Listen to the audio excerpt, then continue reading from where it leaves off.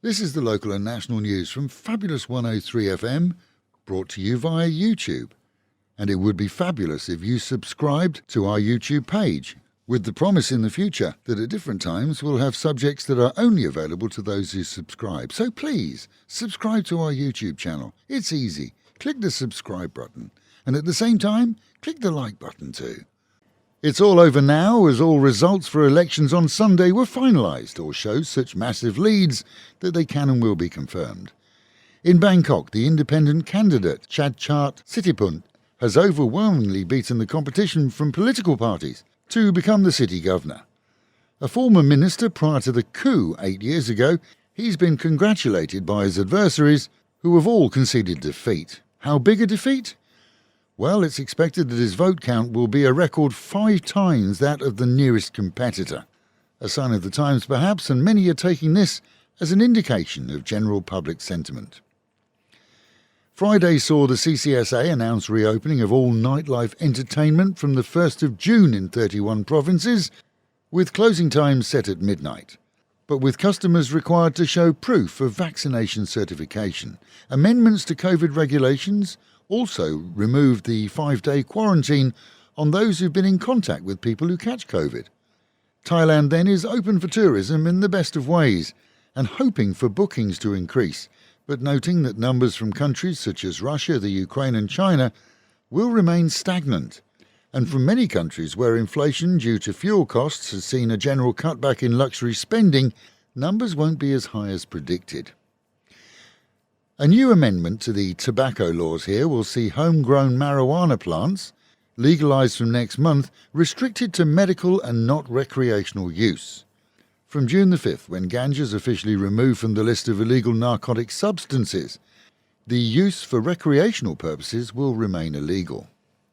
Meanwhile, at home and in our own region, the province this morning reported just 84 new cases of COVID discovered through PCR testing and 948 through ATK. Nationally, the figures are just 4,099.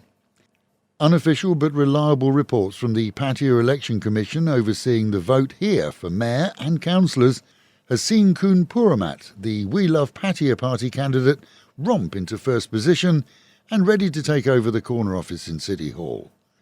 Representing the political group which is spearheaded by the former mayor Kun Plum, he gleaned almost twice the number of votes of those of his nearest competitor.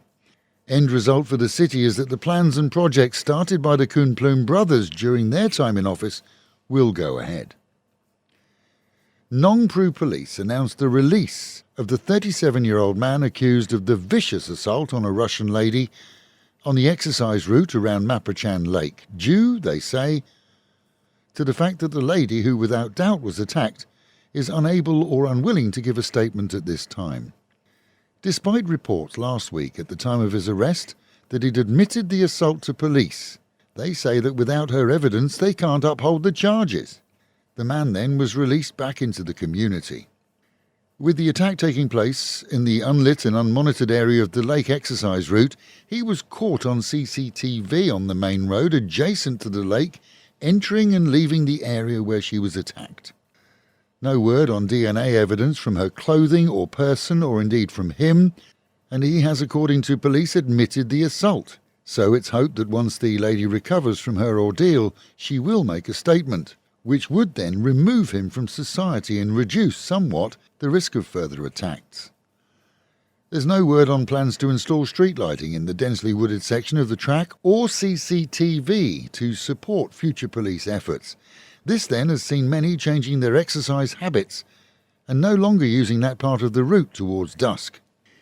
And if we're to believe the latest reports to police, then members of the third gender in Pattaya are wrapped in gold, with some thinking that maybe it's the old travel insurance scam and others claiming that the reports are genuine.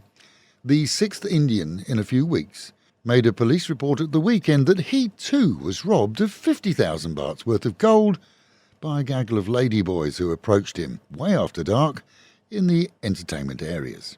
Coincidence? Well, who knows? But for sure, Pattaya police who were reviewing CCTV footage are more than aware of the old scam that used to be prevalent here before COVID, of visitors making reports to file claims with their travel insurance. And walking around at night in the nightlife areas with gold necklaces on is almost like wearing a sign round their neck saying, "Rob me." That then is the local and national news, with the Met Office promising highs today of 29, dropping down to 26, and another windy day with the chance of stray storms.